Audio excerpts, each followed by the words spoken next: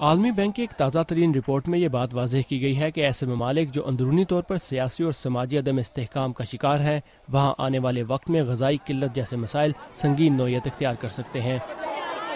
ایشیائی ترقیاتی بینک کی طرف سے جاری کی جانے والی ایک حالیہ تحقیق کے حوالے سے بتایا گیا ہے کہ گزشتہ ایک برس میں پاکستان میں مقامی طور پر پیدا کی جانے والی غذائی اشیاء کی قیمتوں میں 10% اضافہ دیکھنے میں آیا ہے، جبکہ غربت میں 2.2% اضافے کے بعد 39 لاکھ افراد خطِ غربت کی سطح سے نیچے زندگی گزار رہے ہیں۔ خطِ غربت کی حد $1 روزانہ پر گزارا ہے، جو کہ تقریباً 85 روپے کے برابر ہے۔ ڈاکٹر زبیر اقبال ایک معاشی تجزیہ کار ہیں اور پاکستان کی موجودہ صورتحال پر گہری نظر رکھے ہوئے ہیں۔ ان کا کہنا ہے کہ زمینی حقائق شاید زیادہ پیچیدہ ہیں۔ اور ایشین ڈیولپمنٹ بینک کا جو اسٹیمیٹ ہے یہ سلائٹلی انڈر اسٹیمیٹڈ اسٹیمیٹ ہے۔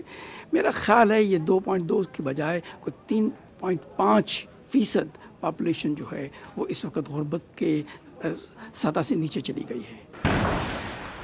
ماہرین کا کہنا ہے کہ دہشت گردی اور شدت پسندی جیسے مسائل کا خوراک کی قلت کے مسئلے سے ایک براہ راست تعلق نظر آتا ہے، کیونکہ اشیاء خودنوش کی بڑھتی ہوئی قیمتوں سے غریب طبقے میں احساس محرومی پیدا ہوتا ہے، جس سے شدت پسندی جیسے مسائل جنم لیتے ہیں، جو دہشت گردی کی ایک بڑی وجہ ہے۔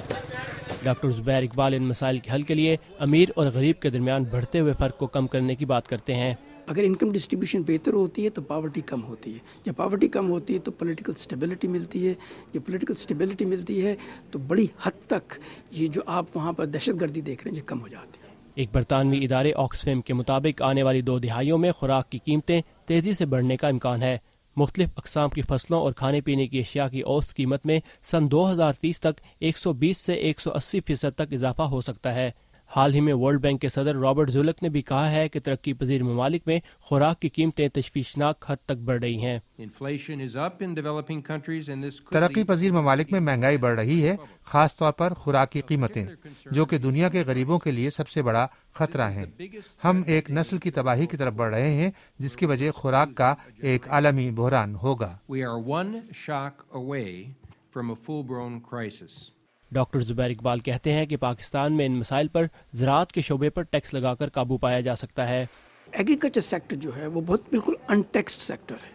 جیسے ہی وہاں پر انکم بڑھتی ہے، ایگریکلچر انکم بڑھتی ہے تو ان پر ٹیکس نہیں لگتا، نہ وہ سیو کرتے ہیں نہ وہ انویسٹ کرتے ہیں، وہ صرف انکریز کر دیتے ہیں، اپنی کنزمپشن کو انکریز کر دیتے ہیں، جس کی وجہ سے انفلیشن بھی بڑھتی ہے اور ملک کو بھی فائدہ کوئی نہیں ہوتا۔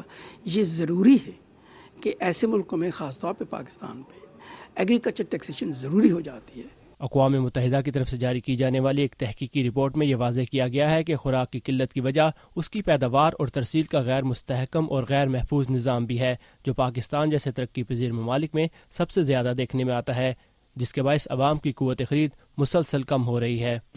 مسئلہ قوت خرید ہے، خوراک موجود ہے لیکن لوگوں کے پاس خریدنے کے لیے پیسے نہیں ہیں۔ سکون نہیں ہے نا کسی چیز میں، ہر چیز مہنگی ہے، ہر چیز مہنگی ہے۔ امریکہ میں ماہرین اس بات پر زور دے رہے ہیں کہ پاکستان جیسے ترقی پذیر ممالک کو خوراک کی تیاری اور ترسیل کے نظام میں بہتری لانے کے ساتھ ساتھ امن و امان کی صورتحال کو بہتر کرنے کی بھی اشد ضرورت ہے، تاکہ خوراک کی قلت اور غیر محفوظ فراہمی جیسے مسائل پر قابو پایا جا سکے۔ ثاقب الاسلام، اردو VOA، واشنگٹن۔